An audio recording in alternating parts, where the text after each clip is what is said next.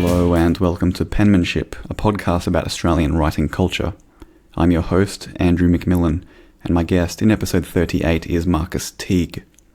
His contribution to Australian music journalism during the last decade has been significant.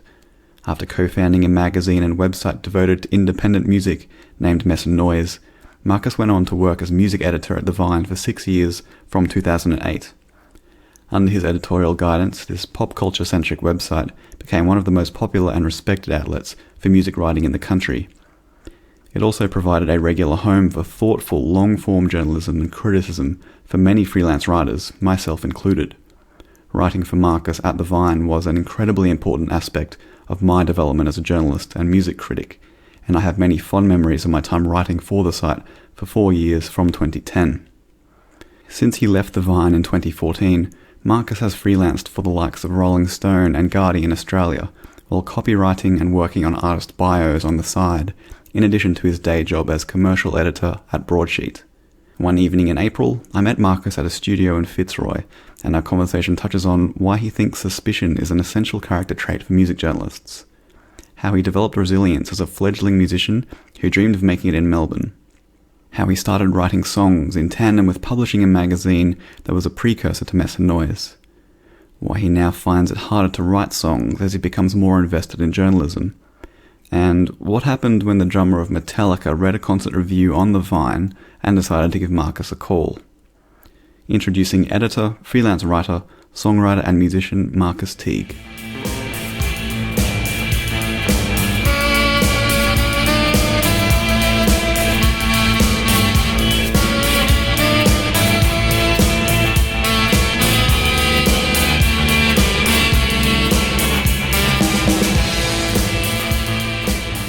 Marcus Teague, welcome.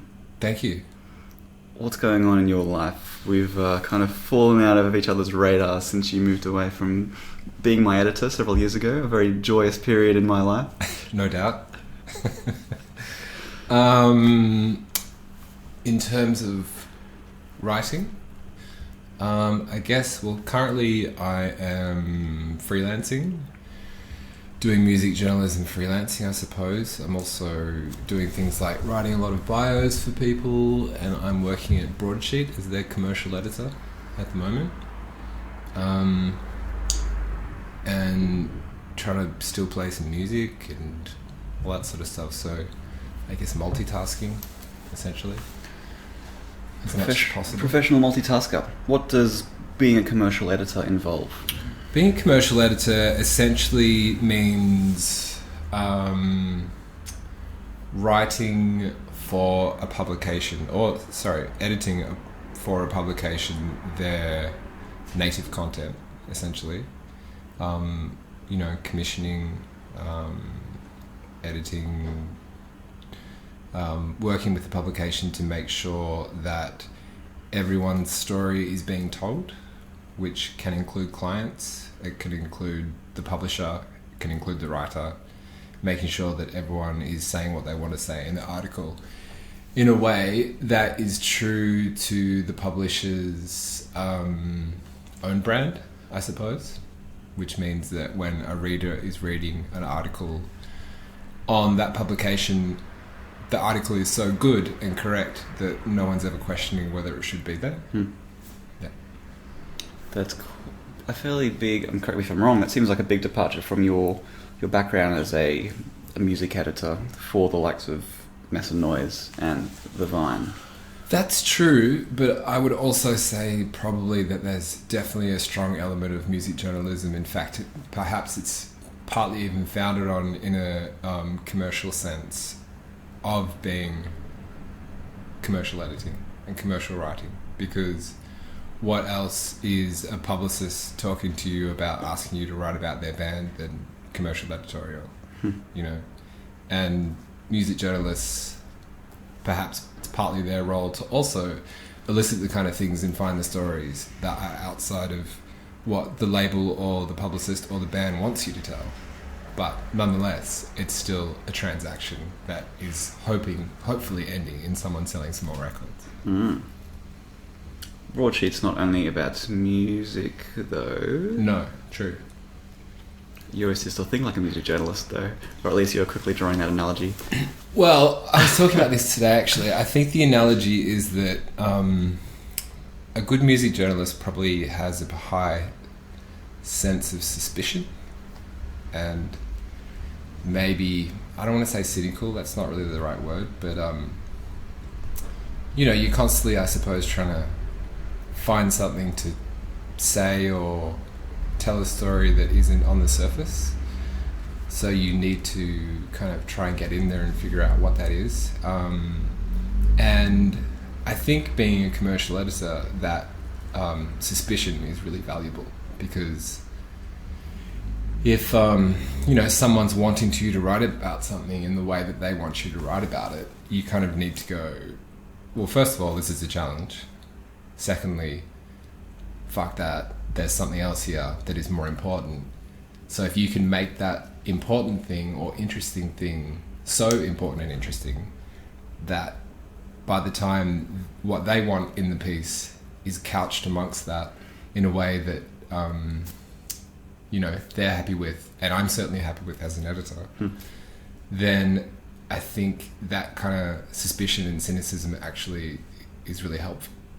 Because if you were an editor that was like, yeah, whatever, like, your sneakers are incredible, we're going to write about it, or whatever, then that's when you're making shit articles. And, this isn't, I guess also part of the reason that I am doing this at the moment is also because I've been a music journalist and a music editor for a long time. I'm still doing that. This is a new element to the world of being not only just a writer and an editor, but trying to do it for a living. So to me, it's just kind of like, it has all the same interesting rules and challenges and things to try and figure out that you innately have as a writer or editor, I find, like whatever you're writing about. And as you would know, writing long form features and stuff that have nothing to do with music, the fun of it is the architecture behind it all that you're trying to get right. And that is true of this kind of stuff as well. It's just more kind of like, why wasn't this done yesterday? It's more of that. Right, I see. That sense of suspicion, is that something that came easily to you when you were starting out in music writing in particular? Well, I think that came out of me being a musician. Which came first then, of those two? Definitely being a musician. I was thinking about it when you asked me to do this. And I think that, I think maybe being a musician, and maybe, I grew up in Frankston, which is 45 minutes out of Melbourne.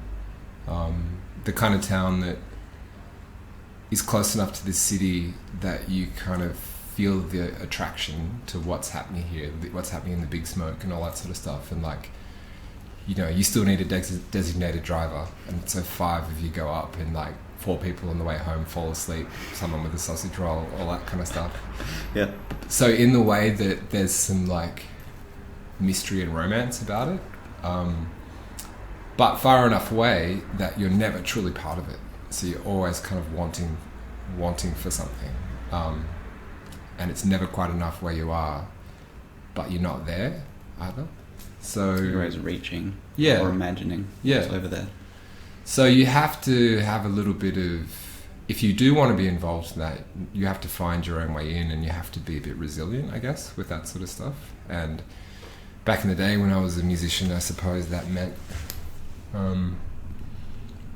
calling up people on the phone, asking if they liked my band enough to give us a gig, and trusting that if they said yes, then we could drive up to Art House and play a show on a Tuesday night, and they'd accept us or something. And so to be able to continue doing that sort of stuff, you, I guess, have to, I don't know, what am I trying to say? That you kind of have to be resilient enough and buy into trusting what you're doing enough to continue doing it, even though people don't show up to the show, or someone says you shit, or you get a bad review, or someone doesn't return your calls, or whatever. Like, you have to kind of both be aware of that and ignore it to continue doing it, I suppose. Unerring self-belief. I guess to an extent. But also there's one thing I always remember about in talking about suspicion is that there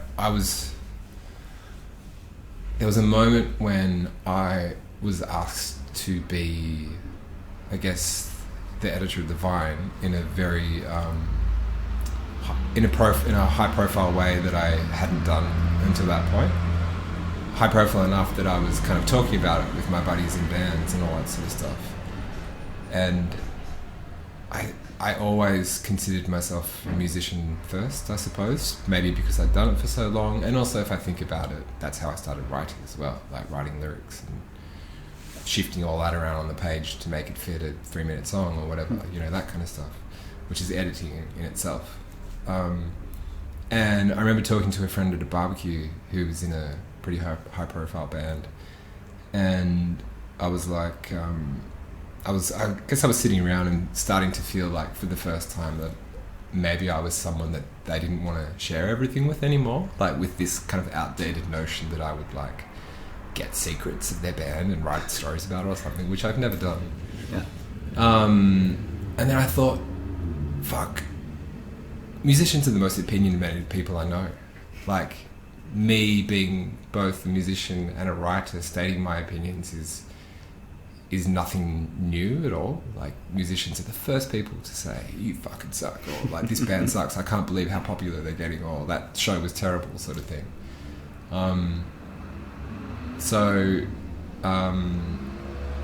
I guess that's a level of suspicion that is probably innate in a lot of musicians that they wouldn't talk about so much. It's just that maybe I got to a point where I was like, oh, actually that healthy suspicion is good, and that's just going to push me to try harder to do either interesting stuff or be able to find the vocabulary to back up my opinion on things. Yeah, I don't know if that answers what you were asking. We'll come back to resilience, I think, because I think there's a correlation there between becoming a freelancer, but we'll get to that. When did you start writing songs? I started writing songs, I would say, actually, I remember writing like songs with my brother about our parents, like on a tape recorder, and like there was one song called The Battle of the Parents, where like it was about like mum and dad coming down the hall to see who's the best of all, stuff like that. Like, I really remember that. And I think at some point I realized that if you had 2 tape recorders, you could record yourself singing into that one and then set up another one, play the original tape, and then, like, you know, do a counter melody or something in the other one. And I remember also, this is back when my brother and I thought farts were really funny, because we had a song about that as well. So I don't know how old it was, but it must have been, you know, maybe I was 10 or something, I don't know. And I guess I started playing drums. I think because a friend had a drum kit or something like that. And I didn't really start writing songs until I was in a band playing covers and stuff. Just like a high school, maybe, yeah, I guess early high school kind of band. And then this one guy came along and he was an amazing drummer. Like, he picked it up in a couple of weeks. Wow. And so it was just kind of like, oh, I guess he's the drummer and I've got nothing to do now. So Hold on, how does someone do that? I don't know. He just had a real aptitude for it. That's incredible. And so I was like, all right, there's nothing for me to do now. At that stage, I couldn't play anything else. And so I guess I'll sing. And did that for a while. And then, you know, you're doing covers and there's an afternoon where everyone gets a bit bored of that. So someone tries to come up with their own stuff. And so you realise you have to start singing about some other stuff. And I was kind of into hip hop for a while as well, through skateboarding videos, and clips. So I think I started trying to write raps. And yeah, I think there's an exercise book somewhere with a whole bunch of shitty raps. Frankston rap scene. Yeah. What was that like in the 90s? I think it was pretty healthy, actually. You know, I guess like a Public Enemy were big, NWA were big, Tribe Called Quest, all that sort of stuff. So I think I started maybe getting into it via that, probably. And then I have a friend who has Asperger's syndrome, which is a form of autism, and he was able to listen to a song and know the chords. Like he could play a little bit of guitar. Perfect pitch. So yeah, it's cool. Yeah. Oh, it's not so much perfect pitch as. Perfect pitch is when you can sing in a certain key. Yeah. I think he could identify the keys and chords and. Wow. Yeah. So he could hear a song and pick up a guitar and just like figure it out immediately, sort of thing. So I think that combined with, you know, Nirvana and that sort of stuff. I would see him at a party, listen to a song that I really liked, pick up the guitar and play it. And so in my mind I was like, oh, it can't be too hard to play guitar. And so that got me into starting to learn how to play guitar. And I guess once you get to that point where you know a few chords and started being curious about writing lyrics, you just start trying to put stuff together and, you know, write bad teenage poetry, essentially. So you obviously had the interest in writing from age 10 or so, writing about your parents and songs, and then moving on to hip-hop and then rock music. Were you a big reader as a kid? Yeah, I guess that is where a lot of that came from. And, you know, falling into the fantasy worlds of that age, you know, choose your own adventure books and mythical Star Wars-esque kind of lands or whatever. You know, which is escapism that everyone at that age, or a lot of people at that age, get swept up in. And, you know, I suppose writing stuff and writing songs is also a lot about making your own bubble of that experience. So it's kind of like you get to create this little thing that you have ownership over, and you get to fill out, and you get to like be in that bubble and arrange, like decorate it, essentially. Which I think at that age is really, not only is it really exciting, but you know, you kind of get to own that whatever is happening in your life, be it with school or friends or parents or all that stuff that teenagers and prepubescents and slightly post-pubescents go through. Whatever happens, you've got this stuff that you're making for yourself. And, you know, you do some stuff at a party and someone likes it, so it starts growing a little bit, and there's this little community of all these other people trying to do it, and you get to like shove these little bubbles out into the world that you all get to share. Like, I mean, that's what a scene is, essentially. Definitely. Which is really addictive. When did you leave Frankston? Not until I was, I think I was like 21 or something like that. Moved up to Melbourne. By then, the band that I had, Dolores, were playing pretty regularly up here. I think we had a couple records out by then. And so it just felt like a natural inclination to get up here, because we were driving from Frankston to the city all the time to play shows. You know, your car is full of stuff. You're buying McDonald's at 1 a.m. on a Tuesday night before you go to sleep. You're all sweaty. You know, you've made enough money to pay for petrol. Or you're crashing on friends' houses that are already here. So after a while, you just get a place, a share house, and do it from up here. Were you working other jobs besides being in a band? I remember at that time I was studying. I studied in the city for 3 years before moving up here. Wow. I did fine art. So train ride in and out? Yeah, so it was a train in and out every day. Cool. And I remember and not having any money, and I remember like having $8 for Rolling Stone or something, and listening to songs on my Discman on the train all day, every day, which was, easily my favourite part of the day. And probably try to write some lyrics or something as well on that train ride. And then I did that for 3 years, and then I studied in Frankston for a while, doing some design stuff, and then I did a professional writing and editing course. And at that time, a buddy and I, we started a little zine called Poolside, which was just kind of a collection of dumb ideas and thoughts and like emotional stories that we'd written, or asking some friends in bands to like contribute some lyrics or something. Like it was just basically a folded up A4 sheet with a paperclip attached to it. And I remember we like brought it up on the train one day and put it out at some record stores and things like that. And then a few weeks later, it got a review in this at the time, which was like I guess a zine kind of compendium sort of thing that was at Polyester Books, and it gave it an amazing review. So we were like, this is easy. Like it's an A4 sheet that we photocopied, and all of a sudden we're part of this literary world of cool shit. Great.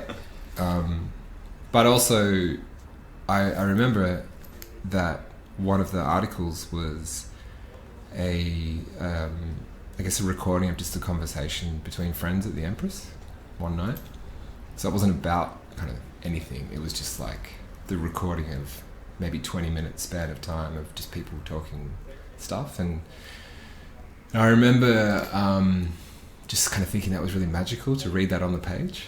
That there was this kind of document of this thing that at that age, which I guess is, late teens, early 20s, that we all know and have strong feelings about when we're going through it, but we rarely document it or look at it in a way that's sort of tangible.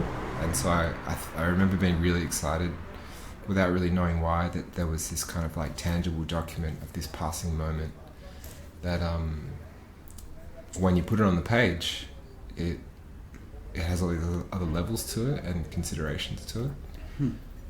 Yeah. So I think we did 3 issues of that, and then at the time I was working at Liquorland, selling booze. And in Frankston, and then moved up here, played a lot of shows with Dolores, and working at Liquorland, and then I remember starting to run out of money, thinking I've just got to get some money somehow.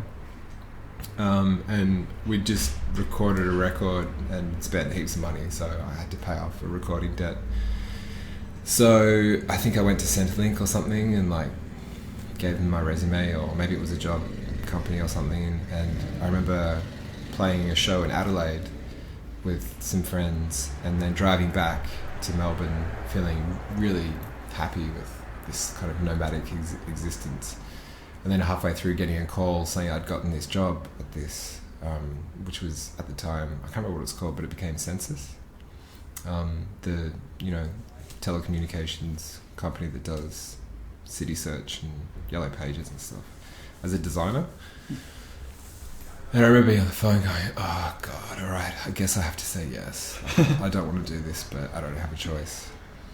And so I got back to Melbourne and thinking that I'd do that to get enough money to pay off this recording debt. And of course, once you start a job, you just kind of get sucked in a little bit. So I started working for Census, which indirectly led me to Mess+Noise. So that it ended up being a decent move. What do you remember about working at Liquorland, selling booze, when you think back now? Playing music late at night while arranging a lot of bottles. I remember one night playing a demo of a song that I'd written, and this old guy comes in and there was no one else in there, and I'm quietly arranging bottles, he's in there shopping around, the song's playing. He brings the bottle up to the counter and goes, oh, who's this? And I was like, it's a friend's band. He was like, oh, they're not much chop, are they? Guy can't sing. I was like, yeah, I know. But he's trying, goddammit. But yeah, doing that, I suppose, locking up late at night, listening to music, being pretty excited to get in my Sigma station wagon and drive back to Frankston, listening to like a tape or something. Yeah, I'm always fascinated by that period in your life and anyone's life where you're working these jobs that you don't care about, but they're in the service industry or hospitality and they pay money and you're just trying to meet rent or do whatever you need to do in order to support yourself on your passions, which in your case was music and music writing. Yeah, are those happy memories? Like, obviously you got through it and you're now like far removed from that Marcus of whatever year that was, but yeah. Do you remember resenting being in that situation, or were you just like, well, this is life, this is what I do? Not really, because what you're doing is at the service of the thing that you want to do, which is, at that time was be in a band and play music, so I didn't care what I was doing as if it led to that sort of thing. And it was only Liquorland because a friend probably worked there or something like that, and if that friend dug holes, then maybe that's what I would have ended up doing, kind of thing. It's just kind of like, all right, well, I need money to record or buy a guitar or whatever, so what's the closest available way to do that? And that's what it was at the time. So yeah, it was fine. It was obviously depressing, like every other thing that you have to do with your life most of the time. Whoa. I feel like you just opened a significant can there. We'll stick with the thread though. How long were you with Census as a designer? I think it was 3 years, maybe 4. And then there was like a opportunity for redundancy that came up, and I think I remember at the time if I decided to leave, it was like $9,000 or something. And so at the time I was like, great, I'm going to live off that for a year. Yeah.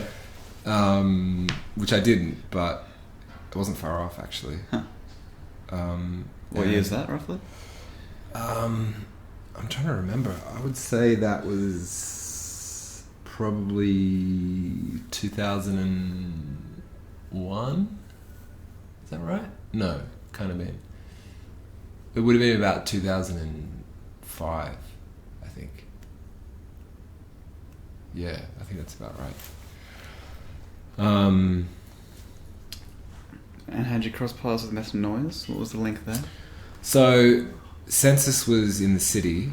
There used to be a site called mono.net, which you might remember.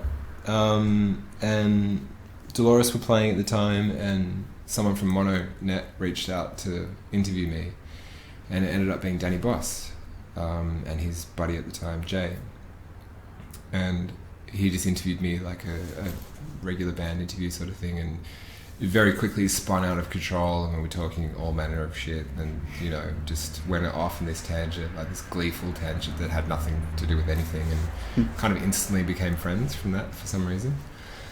And then it turned out that he was working doing IT sort of stuff, I guess a couple of blocks away from the city where the Census was, and so we'd often meet for lunch kind of on the lawns of the State Library, and we'll see each other at shows and run amok and all that sort of thing.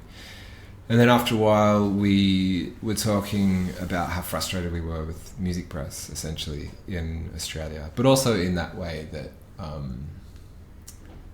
I guess people in their mid-20s and early 20s are in a very righteous way.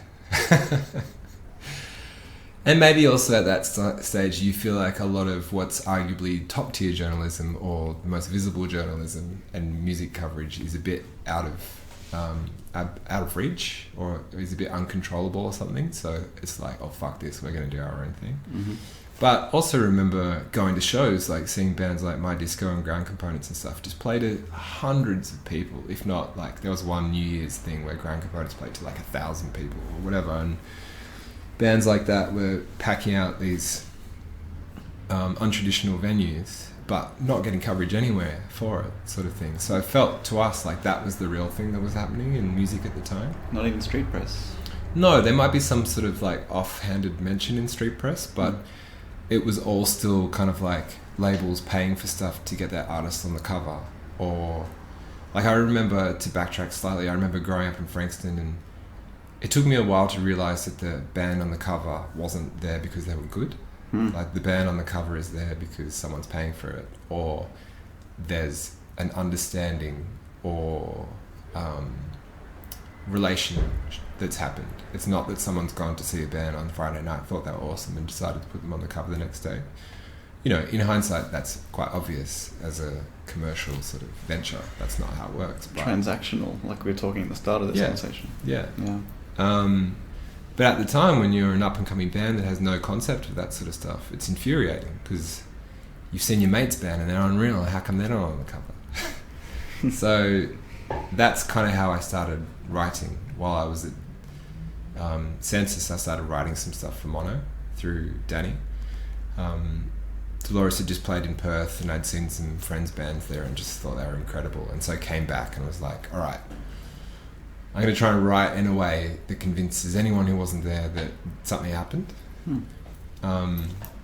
So how do I do it with language, and how do I impart that without just saying they were good?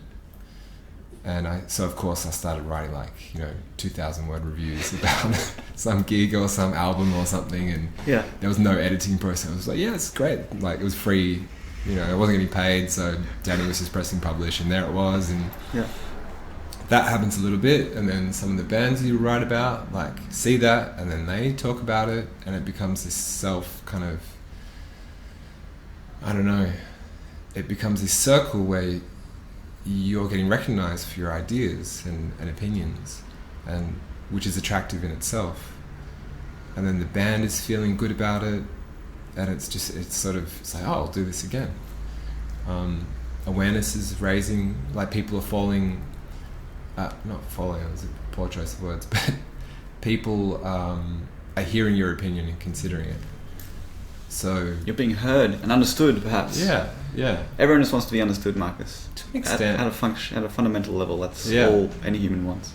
Well, if people just understood that this band was good because I'd written a bunch of shit about them, then job done, sort of thing. But I was also attracted to all the little worlds that you can create through that writing that you're trying to do, because music is subjective, so you can say anything about it. And no one's wrong or right, really. So it was like free reign. So that's like the MySpace era, right? That's pre-Facebook. Yeah, it's true. So I was doing some of that writing for Mono, and we were getting a bit frustrated with music press and that sort of stuff. And so one day, I think Danny was like, we should do a magazine. So we can put whoever we want on the cover. Exactly.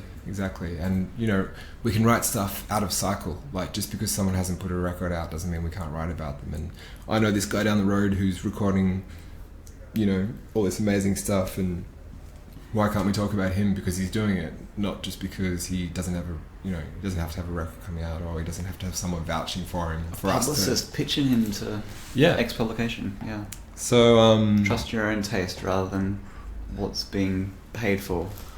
Yeah, and to not recognize that is to not recognize what actually happens in music scenes, because there are thousands and thousands, and if not millions, of people having those lives that any other musician that you hear about does. But just because they don't have a publicist or a record deal, that doesn't make them any less valuable. In fact, in a lot of ways, it probably makes it more valuable, because there's no, maybe they don't need that validation, or they don't need to be successful. But it doesn't mean that their challenges and wins and small little victories aren't as interesting as, a really popular, successful band. In some ways, it's probably more interesting that this guy has to arguably juggle all this other shit that he's got going on in his life, and everyone's telling him his band sucks. but he's still trying to do something or whatever. So there's all these stories, like, they're human stories, and that's forever interesting. You don't have to be signed to a record label to have an interesting human story. In fact, there's a lot of people signed to record labels that have really boring human stories. You've heard a few of those in your time, I feel. Did you have some capital up front? So we're going to start a magazine, we're going to print it, it's going to be monthly, it's going to do X, Y, Z. Like, how did that process work? Yeah, so the team at that time was essentially Danny and I having these chats. Danny's, so at the time, I should backtrack slightly, so Mono kind of started to fall over, or Mono was just a website? Mono... Not printed? No, it was just a website. That started to kind of wind down, so Danny kind of decided to do his own thing with his partner at the time, who was also involved doing a lot of the illustrations and kind of the design stuff. I'd been touring Australia, so I had relationships with all these other bands around the country and bookers and venues and things like that, and so this kind of network of things that we could talk about or rely upon or get contacts from or whatever, along with Danny's design experience and history doing Mono, that sort of stuff. And then through another friend, those guys were able to raise some cash to get it printed. What was the first print run? I can't remember. That's a good question. We're talking hundreds, thousands?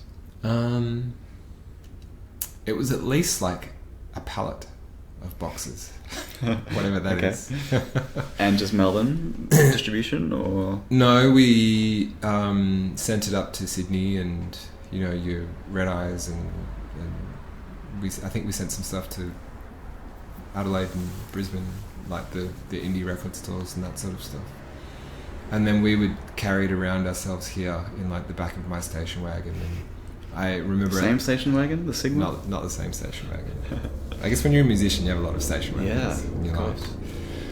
And I remember like we'd take it through the doors of a venue and they'd see us and they go, "Oh great, the new Vice magazine's here." It's like, no, it's Mess+Noise, and like had to try and convince them that it was interesting and all that sort of stuff. What was your elevator pitch? Or you're like walking the door, there's a guy carrying a box, it's not Vice, but it's something else. Yeah. And here's why you want to stock it. What would you say? I think we were like, it's it's about interesting local independent music, and it's free, so just take it. Because we weren't asking for anything for it. So, all right.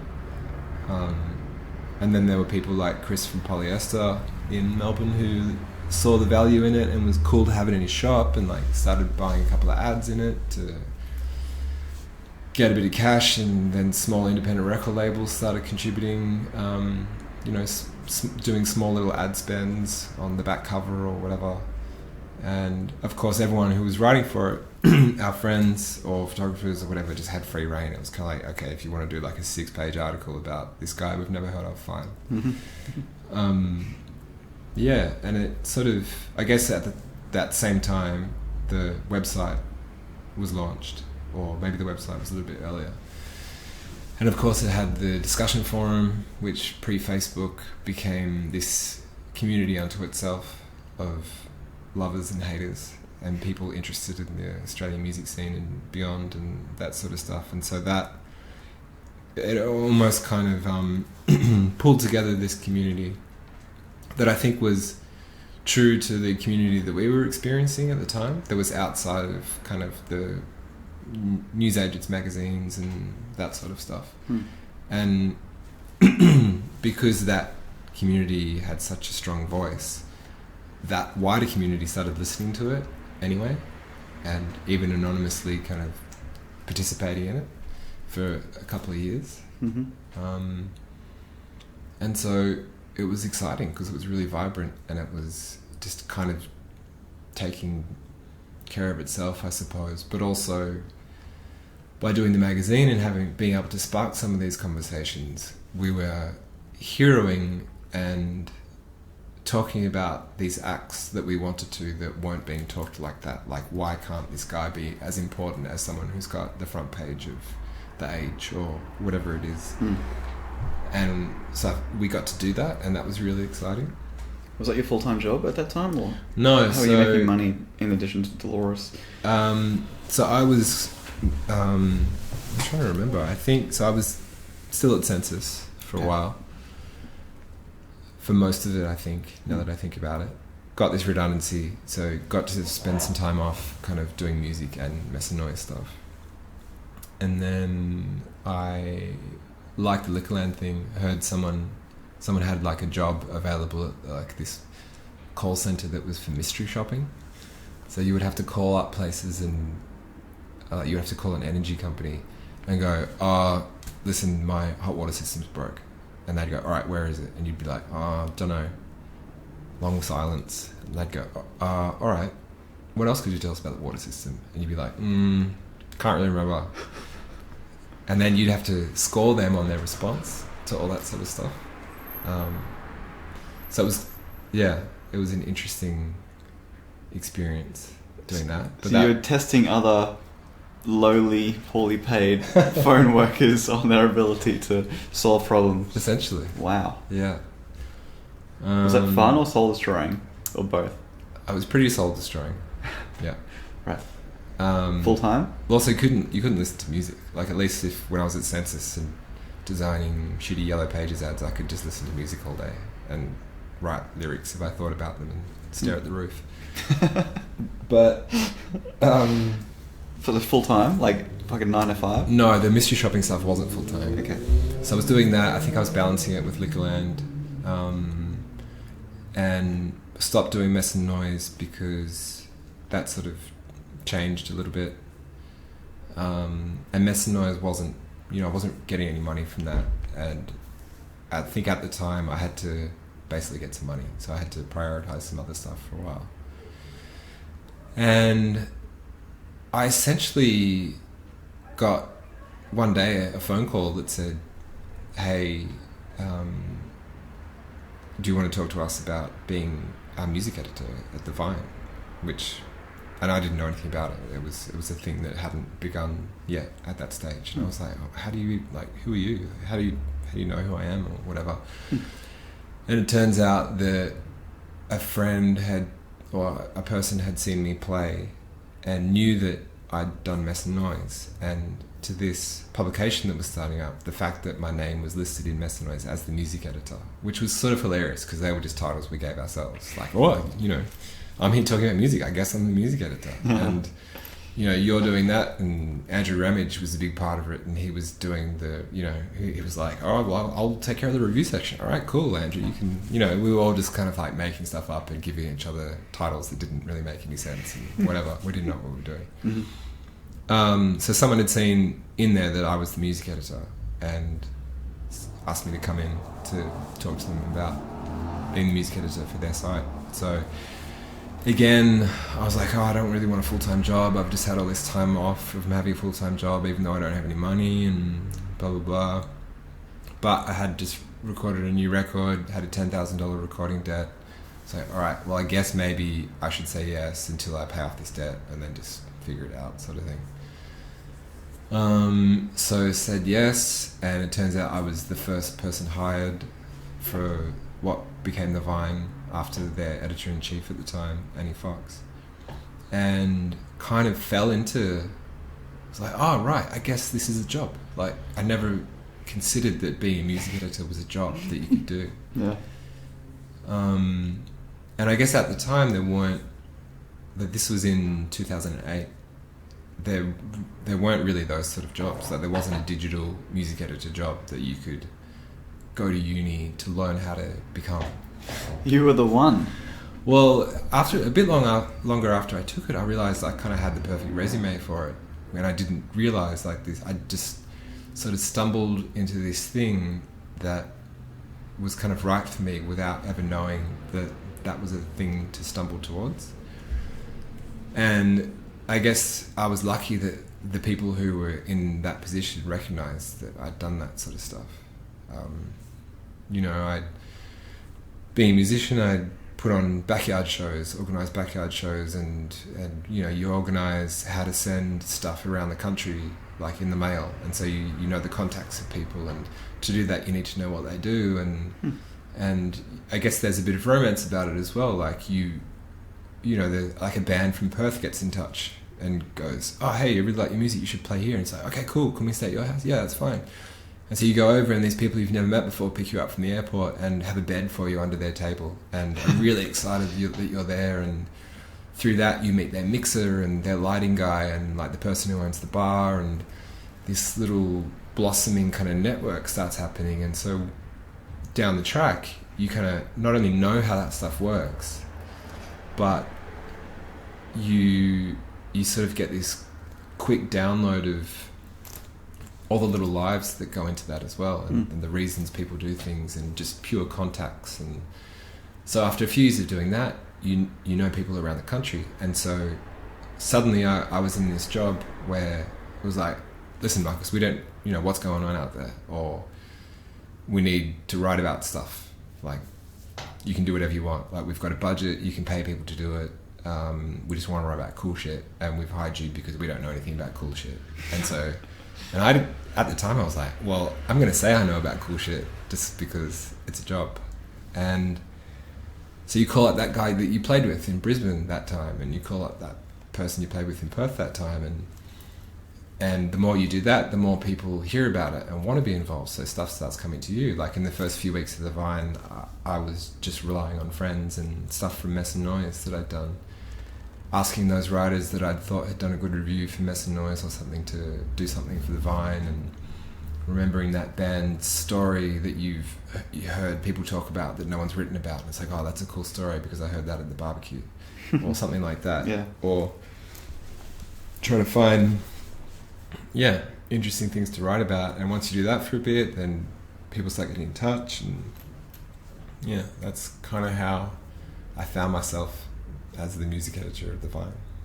That's a fucking great story. I mean, I started writing for Mess+Noise in 2009, so after you had left, and I first emailed you in 2010 and started writing for you and the Vine in 2010. And I remember you berating me for I remember you not berating me but emailing me asking if I'd heard about Mess+Noise, and asking if I, you know, saying, oh, you should do more stuff like this. And you shook your head. Well, no, that was a compliment, you know, like, but I do remember laughing about it. But I think that's how we met. Yeah. What was the Vine in retrospect? It's now something entirely different. But, you know, 2008 when it was starting, what was the brief, and how the hell did they even get money to do it? Sure. So the Vine at the time was something that was partly funded by Fairfax. I guess they'd recognised a need, especially in the kind of then burgeoning digital space, to talk to youth culture and pop culture, the people who didn't yet buy The Age or Sydney Morning Herald and that sort of stuff, but who were interested in fashion, music, entertainment, you know, something that we're really familiar with sites like those today, but at the time there wasn't much around. I think Faster Ladder was around then. In its infancy, Mess+Noise was around then, but not for much longer. So that sort of stuff, and maybe, you know, publishers like Fairfax and those sort of places started recognising the value and trying to probably have a bit of ownership over that or something. And so Fairfax was a partnership with a place called Life Lounge, which was in St Kilda. So we were lucky in that we got to sit at Life Lounge and make the thing, but we were partly funded by Fairfax, and were able to use Fairfax as a pretty big foot to get in the door with a lot of places. Like as soon as we, you know, I could email the people running Splendour in the Grass and say, hey, we're the Vine, I'm from Fairfax, and they'd respond, you know, like stuff that startups don't get to do so much, especially back then. And we had, because of Fairfax, we had a budget that we could pay people. I mean, when we started, I think there was like 8 full-time people working there, who basically our only job was to write, like my job was to write 4 music stories a day. And they could be about anything.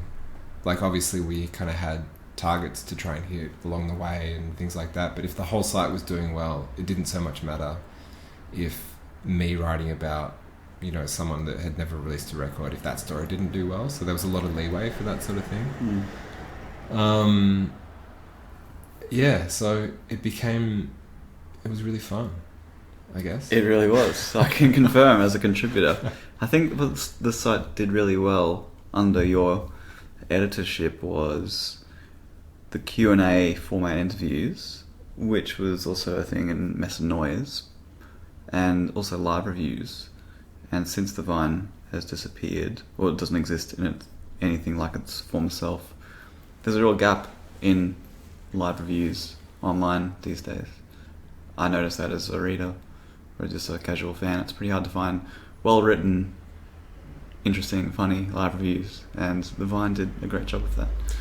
Yeah, I feel like we did. You know, it needs to be said that this was before streaming services, or at least kind of ones in their infancy, and kind of YouTube becoming the primary go-to for people to discover new music and things like that. So we were in that great window where we still got to be an authority on stuff and try and convince people without them coming back going, oh, well, I've already heard that and seen it on YouTube and it sucks, so you don't know what you're talking about.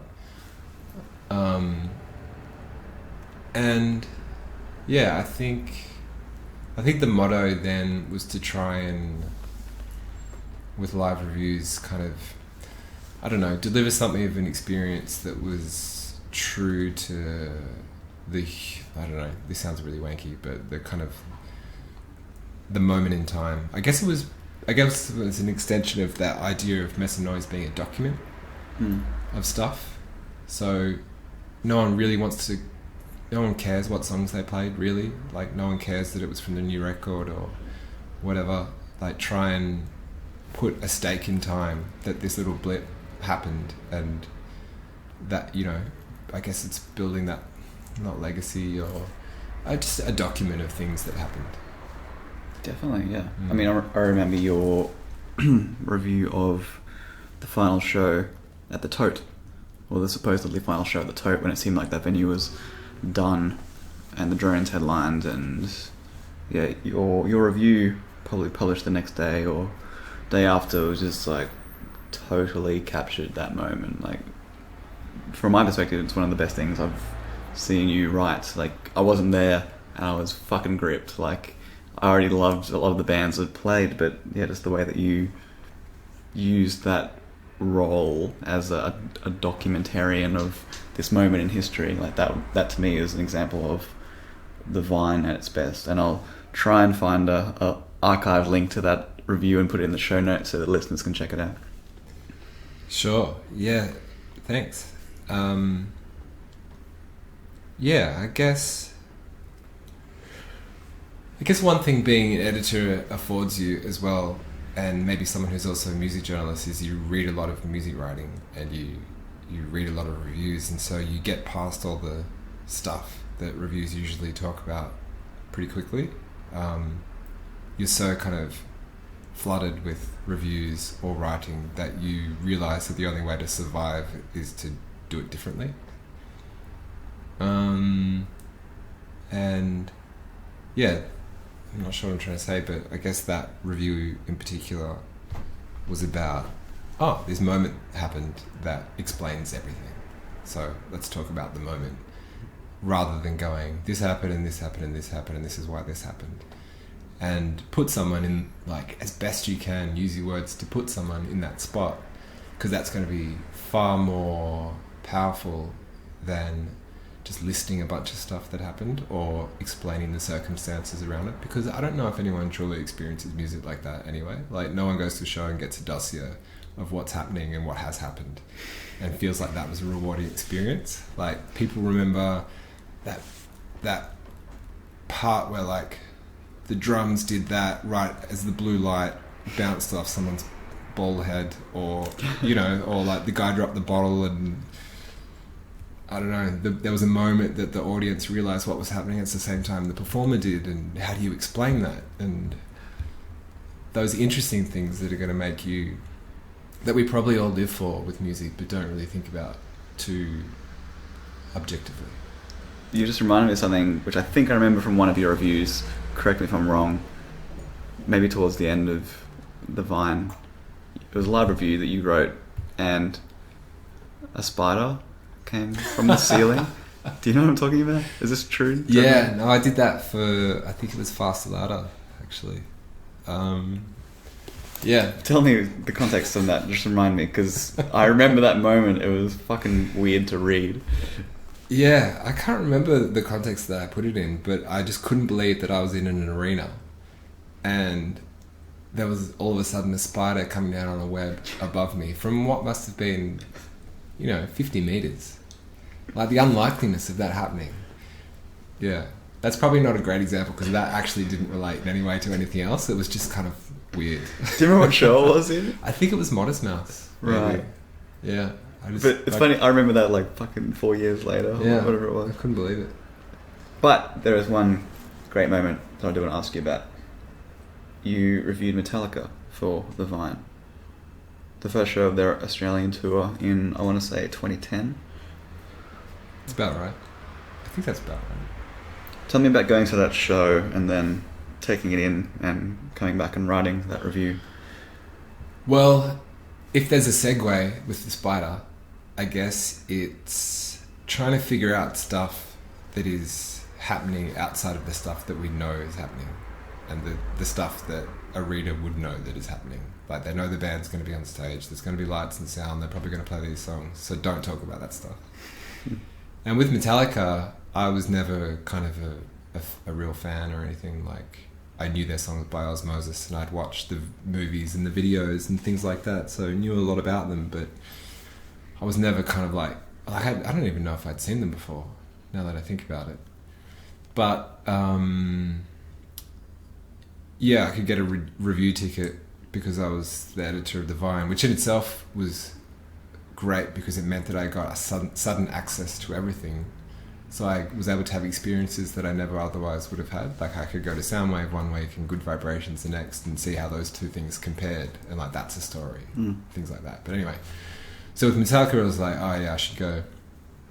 And the main things I remembered were the Ennio Morricone song that they play before they come on, just how people lost their shit the moment that song started. The Ecstasy of Gold. Yeah. Which I was so swept up in the theatre of it. And people, like the guy in front of me was smashing his wrists on the railing at Rod Laver Arena just at that song. And I just thought, this is incredible. Because they're the things you're looking for, I suppose, when you're trying to document something. And I remember they were playing in the round and they didn't have any guitar pedals on stage. And they would just kind of run around like they were running around like a big, I think I described it as like a snooker table, as if every corner had a microphone where a pocket would be on a snooker table.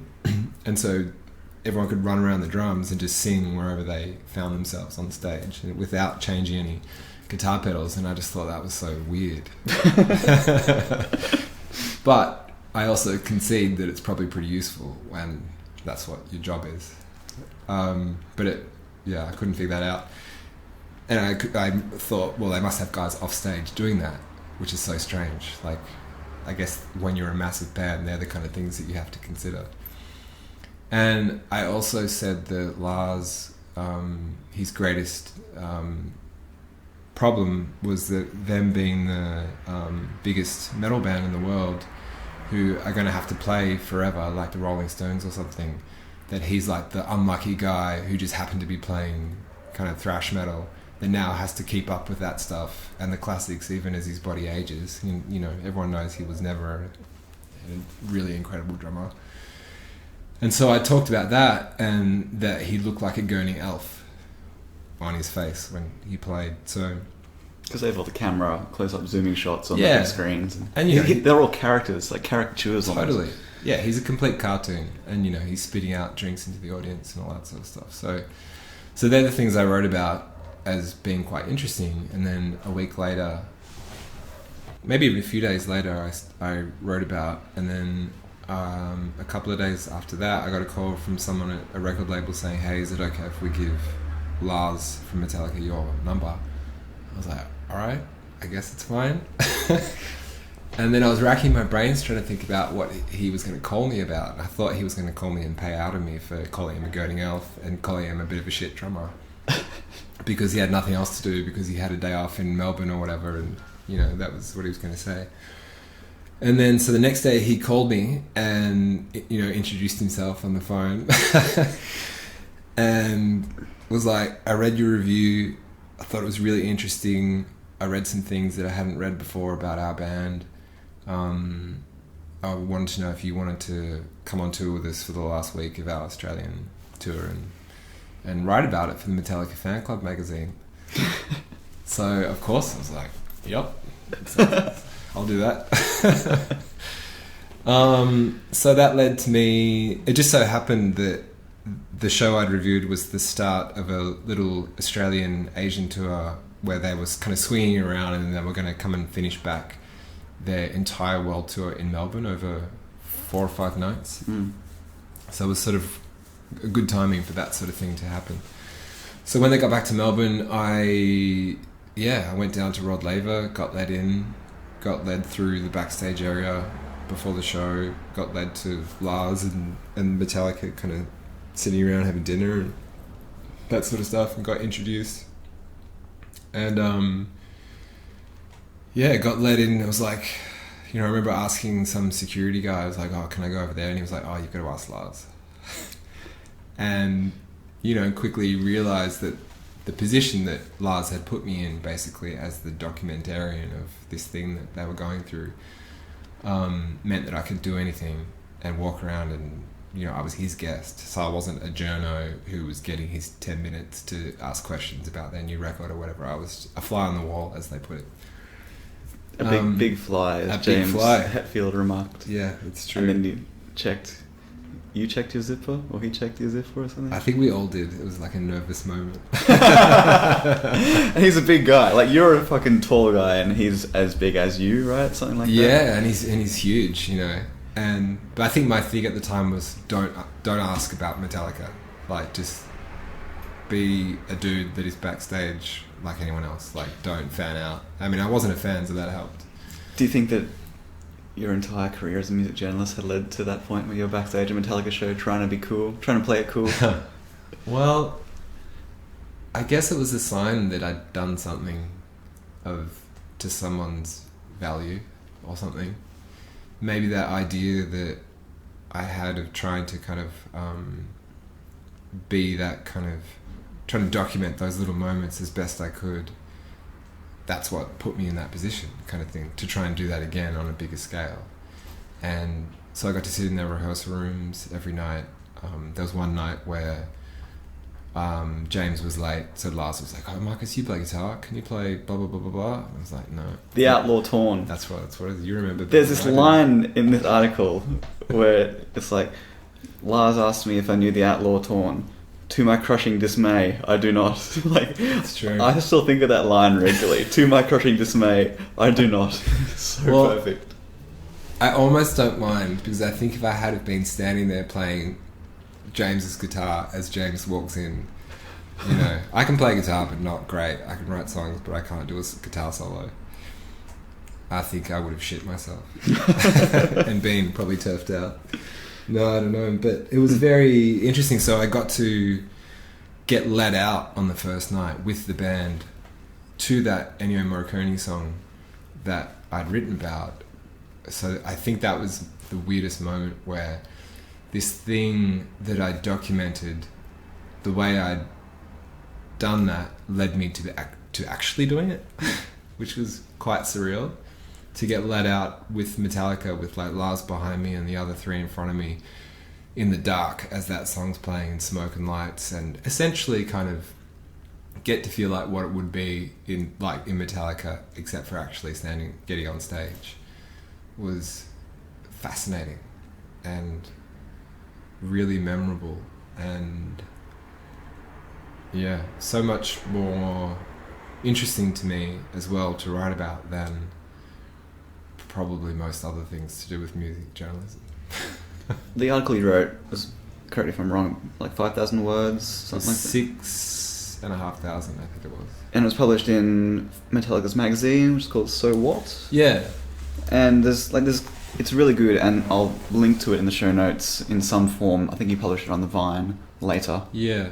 So I'll find an archived version. It will be in the show notes. I encourage the listeners to read it. But yeah, there's some really good insights into the kind of guys who stand around hotels waiting to get their records signed. That's right. And what the security guys think of those guys. And yeah, that's it's kind of getting like really meta about fandom and what it means to follow bands around the world.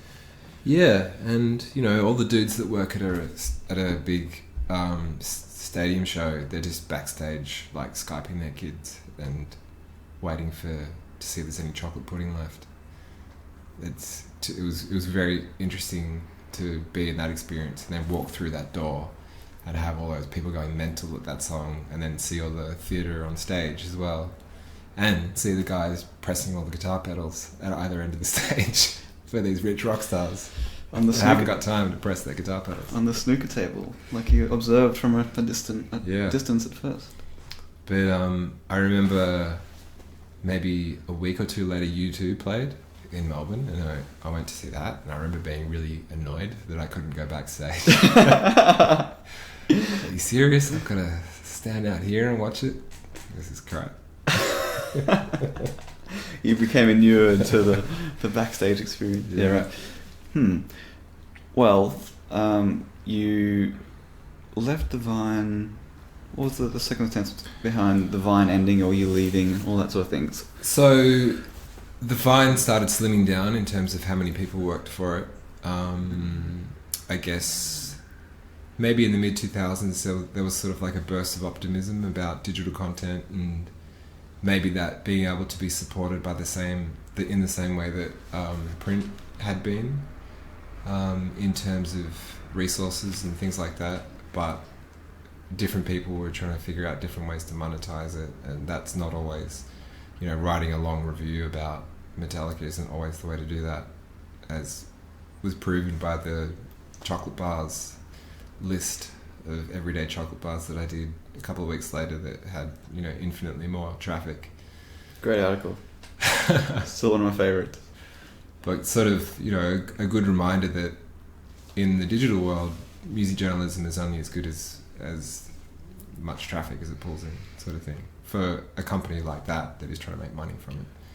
Was that maddening for you to try and balance that ethos that you had from Mess+Noise about let's write about what we think is cool and what's not getting covered versus the commercial realities of this is a publisher trying to sell ads against these pages to make money?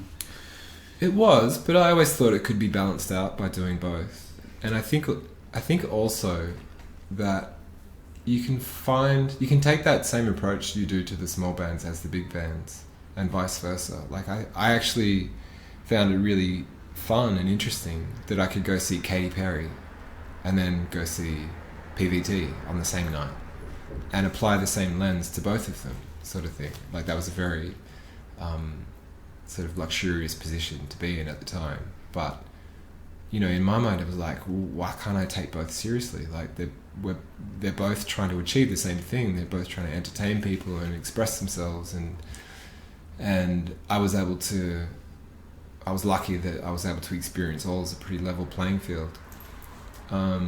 So having that ethos, I suppose, was kind of I enjoyed it, that I could just try and make everything interesting.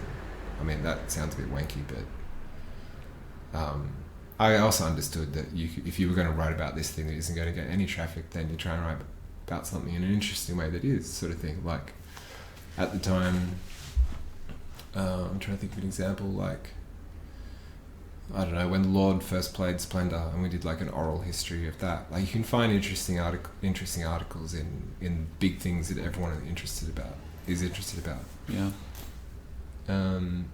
Yeah, but so the Vine sort of started slimming down until the point where essentially I was editor, kind of knowing it was all going to fall over. And I'd done a few things for The Age by that point in print, but didn't, my whole identity was wrapped up in the Vine at that stage, which was 2014. And essentially it got to the point where they knew they were going to sell it off, and I could stay if I wanted to in a different position within Fairfax, or take a redundancy. And I kind of talked my way into trying this other role there for a month, and if I didn't like it, then I could leave and take the redundancy, and that's essentially what I did. So I did that, and kind of at the same time got asked to do some stuff for Rolling Stone. So I think in my mind I was like, yep, I'm just going to freelance and take this money, support myself for a while I'm freelancing, and go from there and try and continue what I'd been doing. Before we move on, I just wanted to point out that the Vine was a really important source of income for me as a freelancer between like 2010 and 2012, where I was doing mostly music journalism. You were paying $150 per interview, $80 per live review, and $50 per album review, which doesn't sound like much, but some weeks I was doing back-to-back interviews and going out to 3 shows a week. Like, it really added up, and it really helped a bunch of other writers besides myself. It was like a really important engine room for developing me and my skills as a storyteller. So thanks to you and your employers for making that happen, because I'm not sure if that sort of thing exists now, that kind of mid-level pay rate for online content. I think it's kind of fallen away a fair bit in the last couple of years. Yeah, and I think if there was another thing to that, it's that we were lucky that we didn't dictate what people could cover. Like, if you wanted to email and write about something and we figured out that you could write about it, you could generally write about it. It didn't have to kind of be... I guess that was the kind of hangover of the Mess+Noise ethos, maybe. Like, if there was an interesting thing to be said, then we probably could pay you for you to say it. And we had the luxury of having a bit of cash with Fairfax to try and write something interesting within that broader kind of culture that they had, and with the broader culture of the Vine. And it was really exciting also to be able to support people to do that sort of stuff. Like, I really got a kick out of it in a way that I didn't expect, because it's fun to take that stuff seriously as well. It's fun to have a really long email argument about what you're actually saying at the end of this like tool review. Like, that is a fun way to spend your day. You had 2 dedicated Tool reporters. Oh no, 3. Myself, Ian Rogers, and Sean Prescott all wrote about Tool for you at various points. That's true. Or like Sean Prescott did a Jandek live review. Everett True did crazy pop articles. Tim Byron, that's where he started doing all that kind of... So talk about Tim Byron, that column for a bit, and how that came about, because that's important. That's like top-notch music writing. Yeah, well, he had an interest in the theory of music. Well, he understood the theory of music, which I don't, and was able to talk about it in the context. That was a good example of going, all right, this is a really popular thing. This is commercial chart pop, so commercial that it's number 1 on the commercial chart pops. And they could be the uncoolest people or the most uninteresting people, or no one cares about them. But let's try and write about it in a way that doesn't matter. Because this is an interesting discussion that can be applied to anything. It just so happens to be a really well-known pop star or something. And so Tim analysed every number 1 that was happening in Australia, that song that became number 1 in Australia, and from all different kinds of angles, like from the history to the chords to the arrangements to the reasons why that kind of music was in vogue, or the influences behind that song, what he thought it meant, all sorts of stuff. And we worked at that a lot. Like, that was one of the funnest things to work at. And we had a lot of arguments behind the scenes with all that stuff as well. And that is a fun thing in itself. Like, spending a large part of your day tussling over Christina Aguilera's, like, the second verse in her new shit pop song or something. Yeah. Yeah. So that was really fun. Like, it kind of gave meaning to this stuff that we as music nerds value. And again, back to that barbecue conversation where musicians and people interested in music, have the strongest opinions about the stupidest stuff that is really interesting and fun to engage with. One of my favourite examples of taking an email conversation to a published piece of work was your review of the Harvest Festival that didn't happen. Yeah. So Harvest Festival was a indie band thing that was happening a couple of years in a row, and then one year it was cancelled because it didn't sell enough tickets. And I think it came out of an email discussion between you and I, where one of us said, wouldn't it be funny just to go along to Harvest and go to the Botanic Gardens when there's nothing happening and write it as if there's actually something happening? Yeah, well, and that was another way. I guess by that stage, a lot of people had clocked on to kind of how digital publishing worked. And we're covering the same events. And so the only way to get around that stuff was to try and do something individual enough that no one else had thought of it. And so you would have unique content. And also no one could copy and paste it and put it on their website because it didn't work like that. So yeah, that was an example of everyone talking about, Harvest has fallen over and it's not happening and all that sort of stuff. And it's, what if you just reviewed the day of Harvest at the place, but you just reviewed what was happening that day that this festival would have taken place. So you talk about the people walking around the park and the trees and the lack of all this stuff, like the lack of bands and people selling you burgers and trying to sell you energy drinks and stuff like that, and talk about the beauty that is there instead. Did you actually go to the park or the garden? No, I just made it up. Oh shit, I shouldn't have asked. I should have kept the fiction in my head. I wanted to believe that you were there walking around taking notes. Yeah, well that became the fun of a lot of that stuff. You could start to do sort of surreal galleries of stuff, that poking fun at online culture at that stage. That was kind of a little bit before Clickhole took off. Clickhole, I think, came after that period where you could poke fun at the way we all interacted with that stuff. Like we did, I did a gallery of stuff that was in my bag one day, and a gallery of great submarines, and every photo was just open water because the submarines are under the water. That's great. And popular? Yeah, they all got really good traffic, but of course they got a lot of people saying, "What the fuck is this shit?" and all that sort of stuff. But that's great because someone who's angrily commenting is still commenting. Mm-hmm, mm-hmm. They're engaging with the content. Exactly. It's all about engagement. Yeah, and like that chocolate bar article, it's sort of, I feel like that stuff is closer to the things we actually think about rather than the things we're presented as meaningful content. And also, in the wider context of Fairfax, no one was paying attention. So I could kind of do that stuff, which was really fun. Yeah. Good times. Good memories. Okay, coming towards the end. Freelancing. You have been freelance since then, plus taking other editorial roles here and there, like with Broadsheet, like we discussed earlier. Mm-hmm. What have you found about freelancing in the last couple of years for Rolling Stone and The Guardian and others? What have I found? I guess it took me a while to adapt to not having free reign over stupid ideas like the submarine article, as well as like a really in-depth article with like Jed Kurtzel about growing up in disenfranchised suburbs of Adelaide that led to him writing the soundtrack to Snowtown or something like that. Like I was able to do all that at once, as well as commission people to do cool stuff. And I realized once I left the Vine, I didn't realize how much I loved being an editor in that way and kind of curating that stuff and working with people on those things.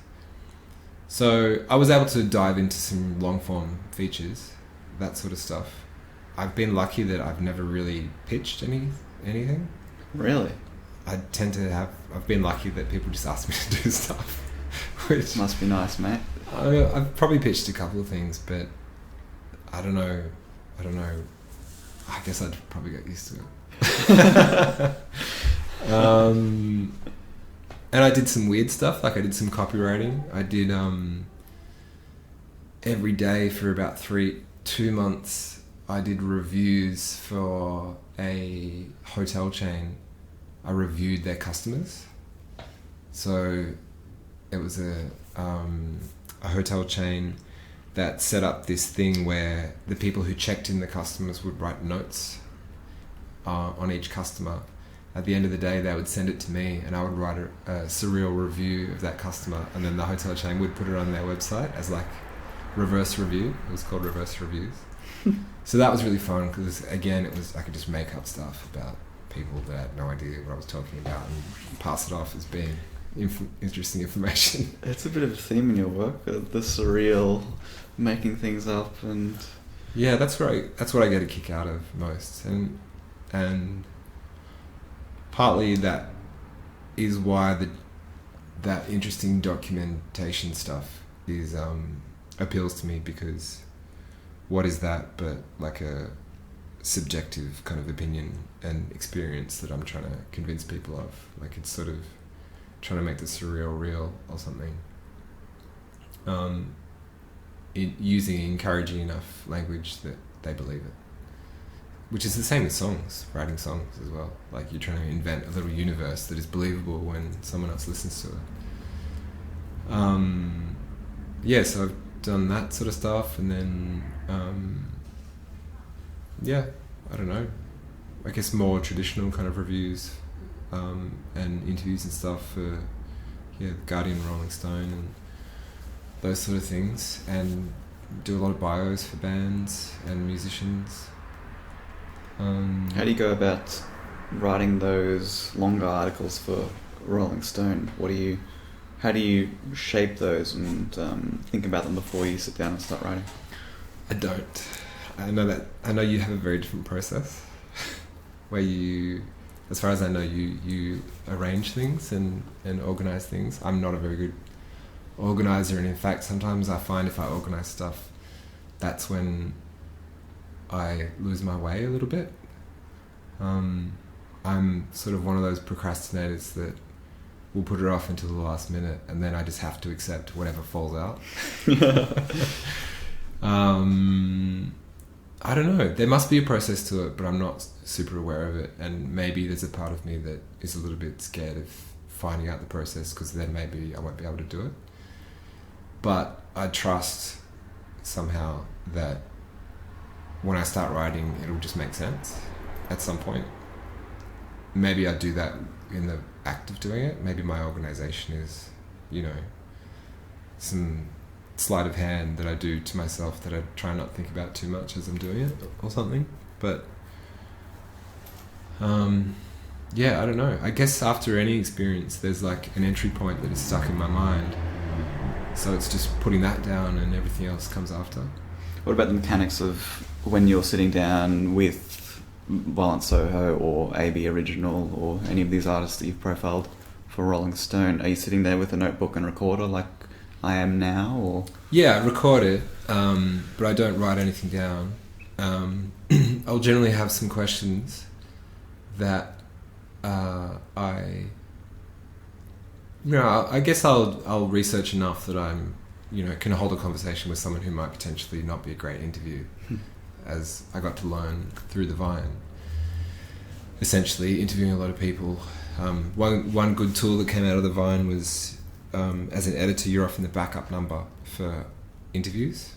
So if that person can't get through to the interviewer, you're the person that you get called next. There were a couple of times when I got called out of the blue to interview people I had no idea about. And you just have to make it up, or you just have to try and be interesting or kind of to ask questions that both deflect that you don't know anything, but also elicit something from them that makes them feel like they're being interviewed. Wow. And in fact, I always found they were easily the most interesting interviews. Can you recall any? There was one in particular, Alexia on Fire, Alexis on fire. Alexis on fire. See, that's how little I know that one. I don't even know how to pronounce their name. All one word. Alexis on fire. Yeah. That came through, and they were like, "He's on the phone," and I was like, "I don't know who you're talking about." I'm like, well, he's ready to go, and you know, instead of saying, "Oh, I can't do that right now, I'm not available," I was just like, "Oh shit, I've got to do it." So the singer, I can't even remember his Dallas name. Green? No, the other guy. I don't know who the other guy is. Okay. So he got on the phone, and I literally know nothing about this band. Like I knew that they were North American. I didn't know if they were Canadian or US or whatever. And I was like, "Oh, what time is it there?" And he told me it was nighttime, sort of thing. And I was like, "Oh, I hope you've got like a nice glass of whiskey next to you." And he was like, "As a matter of fact, I do." And that started the, you know, I guess he'd probably not been asked that before, let alone it being there. So I got lucky. And I think Soundwave had just happened here. And I'd seen the dude from Dillinger Escape Plan jump off a speaker stack in his tight jeans, and I'd noticed that he had knee pads under his jeans because he's such a metal dude that he doesn't want to hurt his knees when he lands on the stage after doing his big speaker jump. Yeah. And so I mentioned that in passing to this guy because I knew that their musical worlds weren't a million miles apart. And so he went on this rant about authenticity and the scene and all this sort of stuff. And I remember reading it back afterwards, and I'd had this whole interesting conversation because he didn't get asked any of the usual questions because I actually didn't know any of the usual questions. So to him it was fascinating, I think, because I got to talk to him like a regular dude. And I was interested because I didn't care about anything to do with him, so I just got to talk to him as a regular dude. As opposed to interviewing some people that I've known everything that they do, and that ends up usually being a pretty bad interview because there's so much that you assume and you feel like you know that you don't need to cover, and then you read it afterwards on the page and it's like, oh my god, like I didn't get them to say anything and I didn't say anything. So I think it helps not knowing much. That's great. Fuck. That's ballsy. But at the same time, you didn't really care. So yeah, it was like a very low risk situation. But I think also you don't really need to care. I mean, that's it could be anyone, and it doesn't even have to be a musician, but you're trying to talk to someone about who they are as a person and the reasons why they do the things they do that have led you to the point where each of you is on the other end of the phone, sort of thing. And so it kind of doesn't matter what they do or how they got there, and it doesn't matter what you think of it. Like, it doesn't, saying that something that they've done is good isn't an interesting interview question, and it's not something that is going to look good on the page either. Maybe the stories that led to that are interesting, or the reasons why, but I think I've learnt that if you treat them all the same in a one-to-one kind of way of chatting, then because we're all just idiots trying to figure out what the hell we're doing with our lives and why. So, and I feel like that, so maybe me being able to relate to that is what leads to an interesting conversation or something. I don't know. Do you need to be in a different headspace or location or otherwise to write songs as opposed to writing journalism? I've definitely found the more I've gotten into journalism, the harder it is to write songs. I think there was a space reserved for songwriting that is definitely encroached upon by writing about other stuff, which is maybe for lack of a better term, surrealistic kind of crossover where you're trying to draw out the way to explain this interesting experience in a way that is interesting and new.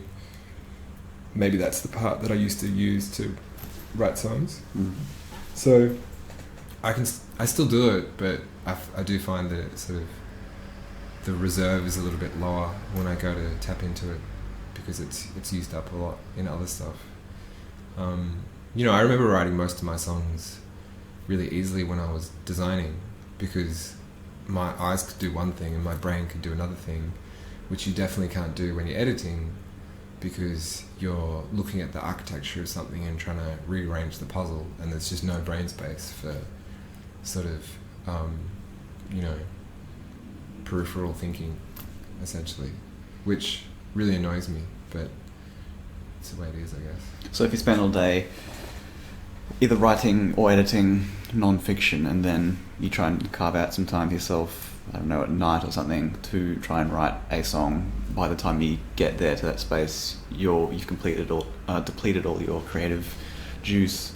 Yeah, that's definitely a part of it, because I think that to write songs, at least I have to be a little bit detached.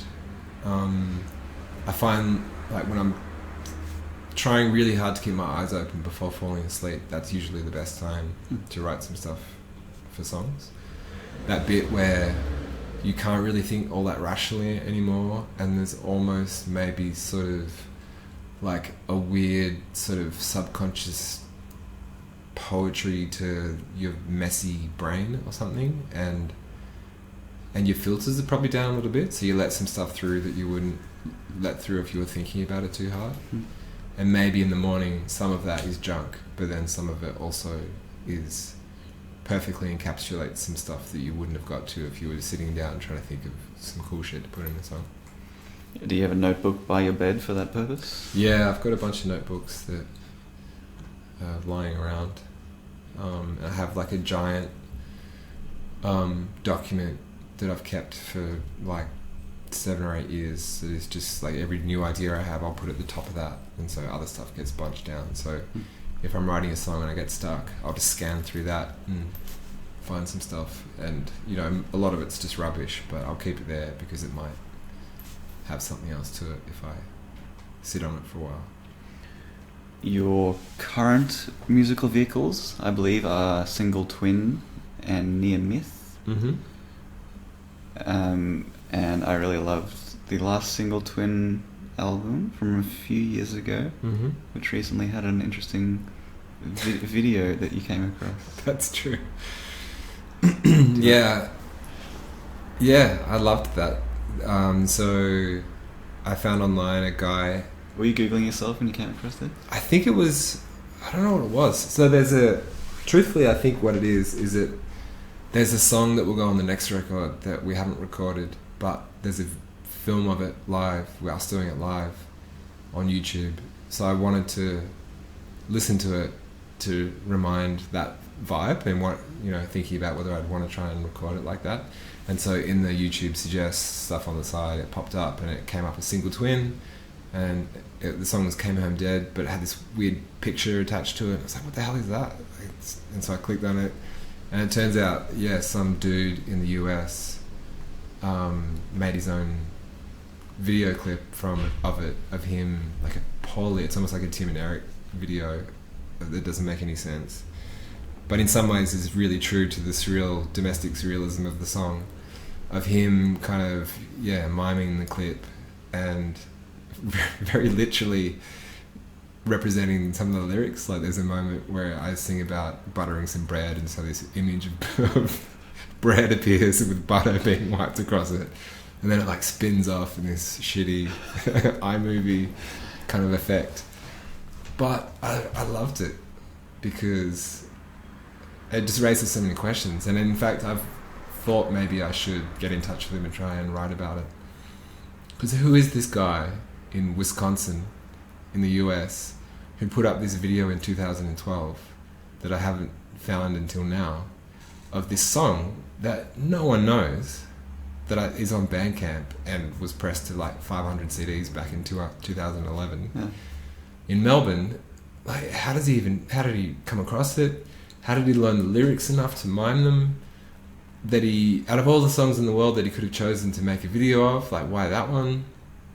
It just raises so many questions. And then, like, was he in his house that day kind of annoyed about the light because it would stuff up the effect of him, like, walking up the stairs in that bit where I sing about walking up the stairs?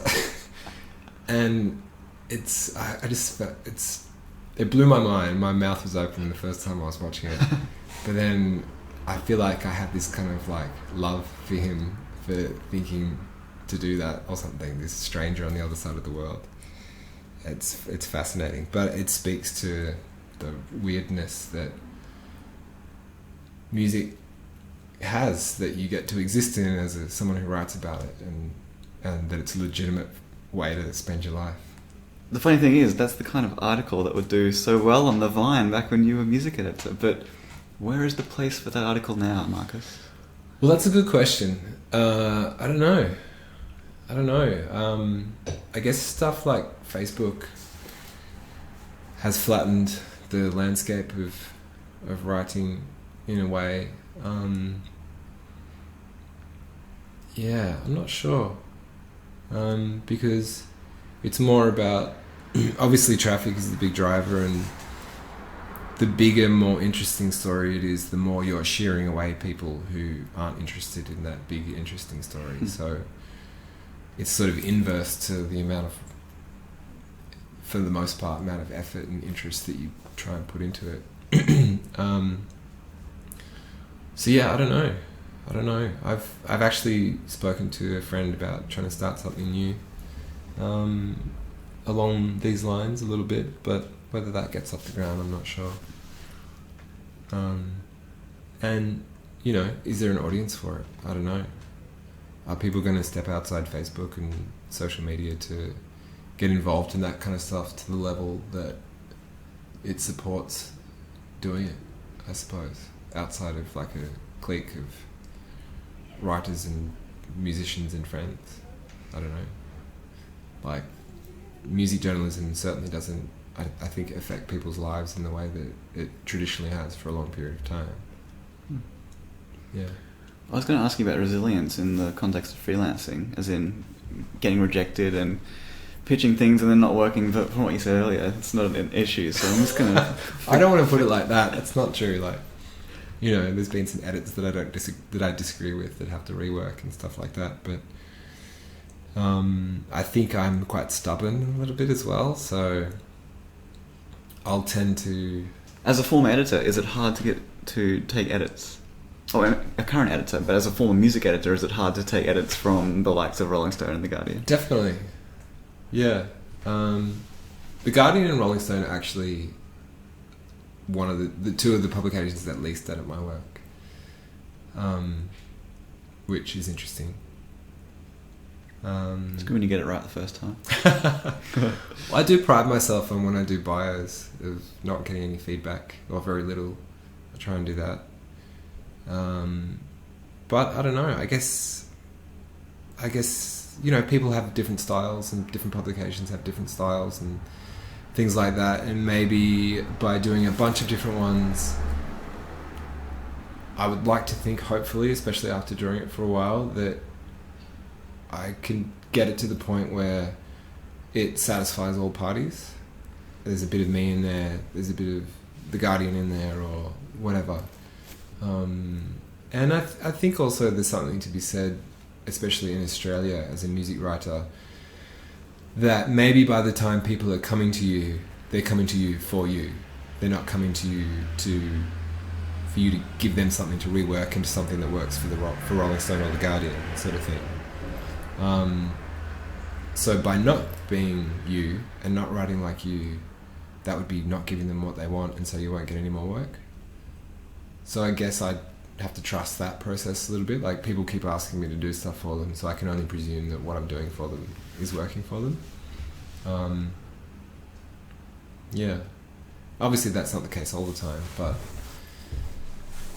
there's I don't know. I don't know how many more people there are in Australia that write about music anymore as well. And not just music, I write about other stuff, but I don't know, you've just done the Writers' Festival, do a lot of people spring to mind for you? It's a field of dozens. Yeah. And not many dozens. We're a dying breed, man. Well, maybe it's a dying breed because it's attached to a dying legacy. Well, I'm not sure how bloody young music journalists coming up get paid for it, or how they support themselves. Maybe they're working at Liquorland and shitty fucking mystery shopping phone call networks while supporting themselves doing the thing they love for $0. But I don't know how that sustains to the point where it becomes a viable career option, if ever. Well, I guess it probably isn't anymore. Like, when I think about the people that write about music, that's not all they do.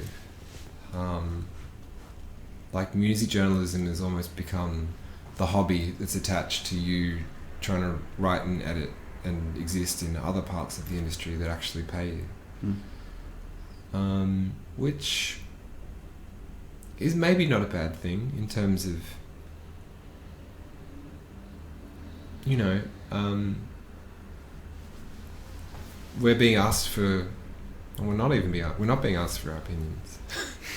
Like, music journalism is, I guess, apart from recording a moment in time and recording an artist and music in time and trying to encourage people to have a go at listening to it, there's kind of not much more to it than that anymore, and that is only used in Australia as like the smallest, least trafficked part of The Age or The Guardian, or, you know, you can tell stories in Rolling Stone and write reviews and stuff, but you're still talking to an audience that is already bought into being interested in that sort of thing. There's not that so much that cultural kind of fringe now where you get to have a back and forth conversation with the culture that you're talking about, because that culture is listening to streaming services and making up their own minds. And writing in the YouTube comments. Writing in YouTube comments, writing stuff on Facebook, going to shows, having a good time, but there's no sort of like discussion about what it all means anymore. It's a fucking shame, man. It's depressing, honestly. Well, it might, maybe the upcycle will be people do start getting interested in it. Like, people will come out of a June Rats show or being after a fan for 10 years and think, what did it all mean? It must have meant something more than that. The last thing I want to ask you about is bio writing. Do you approach writing an artist's bio differently than if you were profiling them for a magazine or a website? Yeah, because bio writing is almost a privileged position, I find, because the artist doesn't yet know how to talk about their music or their album that they're about to talk about. Or if they do, they've only got a very kind of early version of it. So it's almost like a therapist position where you get to talk to them about what they want to talk about and help them kind of draw out the aspects of that they might like to talk about. There was one artist that I did a bio for a couple of years ago, maybe a year ago, and I'm currently doing a refresher bio, which is sort of like an update of where they've been since. And one of the things that they were saying in this recent chat was that this reference point that we had in the first one is all she's been talking about to any journalist for the past year or so. So bios, I think, are interesting in that you're setting the template for what they then have to talk about for the next few years, which kind of sounds like a drag, but if you can create it in such a way that you set that up to be interesting for them and also kind of underline the things that they do want to talk about with their music, then you almost get to kind of propagate that that message for the next few years, if that makes any sense. And it's interesting talking to artists at that point when they don't really know what it is yet. Are they fragile in that moment? Or are they... A little bit, maybe. Yeah, and unsure of, like, they don't yet know how it's going to be received. They don't know if it's going to be successful or not. Sometimes there's been a gap between them finishing the record and talking to you, so they've got to catch up with what they meant in the first place. And yeah, it's funny sometimes having those conversations and having that moment where they go, oh yeah, you're right, like, that's really interesting, blah, blah, blah. And then like a year later you see them saying that stuff to someone, to a journalist or something. Yeah, so I find it really interesting. Bios are mostly ghostwritten, right? Your name's not on it. No. And you kind of, it's like a, maybe it's a confidentiality agreement, maybe it's a gentleman's agreement where you don't admit to who you've done bios for. Is that the case? Yeah. I see where you're going. I mean, you don't have to tell me it. I mean, if that's how it works. I've done a slight amount of bio writing, but not much. I guess it's unspoken. Yeah. Because you get approached because they like your writing, presumably, at some level, whether that's the band, management, label, publicist, somewhere in the mix, someone's like, oh yeah, this Marcus guy, he can write well. But it's funny that often the end product doesn't have your name on it. It's true. I know. I think about that, especially with there might be a bio that I've written, and then like 5 months down the track, I'll get an email from a publicist going, "Oh, listen, do you want this exclusive? Like they're this and this and this, and you know." And I've written the bio that they're reading from, telling me that I should write about them. And you're like, man, I've already got their number in my, their name in my phone. Like I know them quite well by now. Yeah. Well, the other thing about writing bios is that you generally get maybe an hour to talk to someone. When you're a music journalist, you usually get 10-15 minutes to write a great story out of something. So you might end up with like a 6,500-7,000 word transcript of your talk, but you've got to write an 800 word bio out of it. So there's so much stuff that gets on the cutting room floor, plus there might be stuff that you talked about that isn't appropriate for a bio. That would in itself make a fascinating article, especially because you've arguably spoken to this person at a very vulnerable time. But that gentleman's agreement of not discussing that stuff kind of comes into play.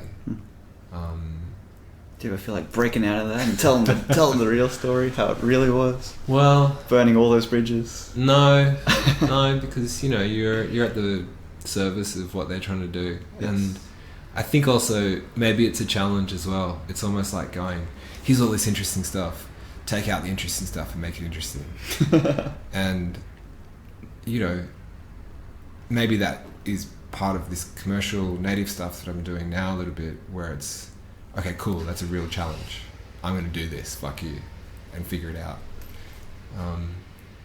But yeah, I do think about it. And I think also, tying back to the Mess+Noise stuff, I still think all those long transcripts are really interesting documents that I think deserve to be somewhere or represented some way, maybe not at the so close to the bio being done or that artist's even career or album cycle or whatever, but I'm storing them, and maybe at some point there might be a use for them. But do you transcribe your own stuff? Most of the time. I've outsourced a couple of things recently, and I find that going through them takes almost as long as it would have to transcribe them. And obviously you lose some meaning when you're not listening to it, and the cadence and the nuances that come from a recorded conversation. So yeah, I'm not sure, but sometimes there's just not enough hours in the day, so having someone being able to transcribe something while you're asleep is pretty attractive. But we'll see, because I mean some bios that you do, if you're doing high profile ones, there's some, you know, embargoed information that you don't want other people hearing.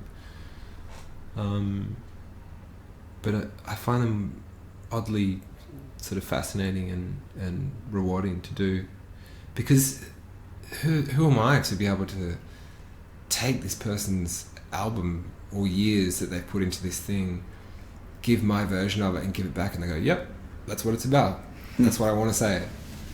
And so that's really nice to be able to both help them do that and kind of figure it out, I guess, because those albums don't have reviews or opinions about them yet, so you're kind of flying blind in terms of what you think of them as well. Yeah. Thanks for talking to me. No worries. Thank you, Andrew.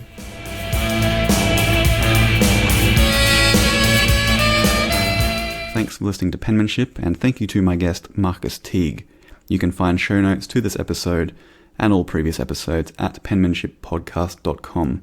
You'll also find links to a lot of the articles that I mentioned in this interview, including that great Metallica feature which Marcus wrote a few years back. If you have feedback, complaints, praise, suggestions for guests, I'd love to hear from you. Andrew@penmanshippodcast.com is my email. You can also find the show on Twitter at penmanshipau and on Facebook. If you enjoy this podcast, there are several ways you can support it. You can share it with people in your life who love reading and talking about great Australian writing. You can share it on social media, or you can leave a review on iTunes or wherever you happen to be listening to this podcast. The theme song is Eternally Yours by Laughing Clowns.